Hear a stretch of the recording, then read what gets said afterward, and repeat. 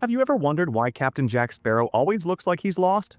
Well, the answer is simple. Because he is lost. But what no one knows is that Jack has a treasure trove of bizarre memories, most of which even he can't remember. Our story begins with Jack doing what he does best. Losing his ship? Yes, you heard that right. He lost his ship. Again, and not just any ship. The Black Pearl. The most famous pirate ship in the Caribbean. But don't worry, because Jack has a foolproof plan. Ask every other pirate where it is. But before we dive into that, let me tell you a little secret about Jack that no one knows. Okay, let's get into that juicy secret. Once upon a time, Jack decided to give an inspirational speech to his crew. Now, Jack isn't exactly known for his public speaking skills, so he did what any self-respecting pirate would do. He bought a book called How to Be a Public Speaking Pro in 10 Minutes and read it in one night. The next morning, Jack strutted onto the deck wearing a new hat and holding a stack of motivational notes. What he didn't realize was that he'd read the book backwards. So instead of inspiring his crew, he started rambling about the benefits of a ship-free life. The crew, utterly confused, thought Jack was pulling a prank. But Jack, with his trademark misplaced confidence, went on, "Imagine a world without ships, mates. No more scrubbing decks, no more battling storms, just endless naps on the beach." The crew, now terrified, thought Jack was planning to sell the Black Pearl. But hey, that's just a little teaser. Let's get back to the main story. Jack Sparrow, with his signature swagger and that walk that makes it look like he's perpetually on a rocking ship, marched up to Barbossa. Barbossa, who was busy cuddling his new pet cat. Yes, Barbossa loves cats, don't ask. Gave Jack a look that screamed, "Not this again." Jack, with all the confidence of a man who's never been wrong, asked, "Barbossa, have you seen the Black Pearl?" Barbossa, already fed up, replied, "Jack, you lose that ship more often than I lose my patience. Maybe you should tie a bell around your neck." But Jack, completely unfazed, moved on to his next target. Will Turner. Will, who was in the middle of forging a new sword, gave Jack a concerned look. Jack, acting like he had everything under control, asked, "Will, have you seen the Black Pearl?" Will, thoroughly confused, said, "Jack, you left it at the dock yesterday. Don't you remember?" Jack, with the triumphant air of someone who's just solved a complex riddle, exclaimed, "Aha, that's where it is." But when Jack arrived at the dock, the Black Pearl was nowhere to be found. Jack, now thoroughly bewildered, started thinking. And by thinking, I mean he stared into the distance for 5 minutes while humming a sea shanty. Finally, he concluded that the ship must have been stolen. But who could have stolen the Black Pearl?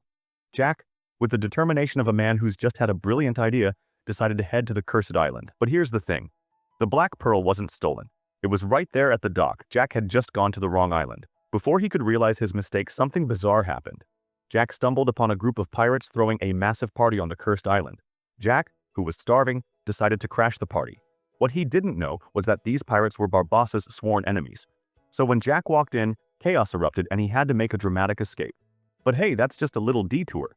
Jack eventually made it back to the dock and found his ship. Now that Jack's found his ship, let's dive into one of his most infamous love stories. Yes, Jack Sparrow has been in love, sort of. This particular tale involves a woman named Isabella, the daughter of a wealthy merchant who had a thing for pirates. Jack met her at a party in Port Royal where he was busy charming the crowd with his usual mix of half-truths and outright lies. Isabella, who was both intrigued and skeptical, decided to test Jack's legendary charm. She asked him, "Jack, if you're the most famous pirate in the Caribbean, why do you keep losing your ship?" Jack, never one to be caught off guard, replied with a straight face, "Because, my dear, I'm too busy saving dolphins. They're very demanding creatures, you know." Isabella, trying not to laugh, decided to play along. "Oh, really? Tell me more about these dolphins." Jack, sensing an opportunity to impress her, launched into a wild story about how he once rescued an entire pod of dolphins from a rogue wave.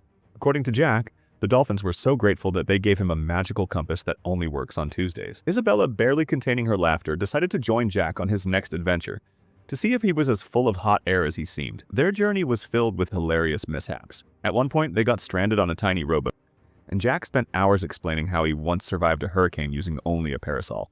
Isabella, who was starting to regret her decision, pretended to fall asleep just to get him to stop talking. When they finally reached the cursed island, they discovered that the legendary treasure they were seeking, the Eye of the Dragon, didn't exist. Isabella, exasperated, turned to Jack and said, "Did you make all of this up just to impress me?" Jack, with his trademark grin, replied, "Of course not. I just wanted to see how far you'd go for a good story." Isabella, despite herself, couldn't help but laugh. And so what started as a quest for treasure turned into an unlikely friendship. Or at least that's what Jack tells everyone. And so Jack Sparrow, with his unparalleled talent for getting lost, finally found his ship. But here's the kicker. While he was gone, Barbossa adopted a talking cat on the cursed island. Yes, a talking cat. What does the cat have to say? Well, you'll have to tune in next time to find out. Don't miss the next episode. It's going to be perfectly hilarious.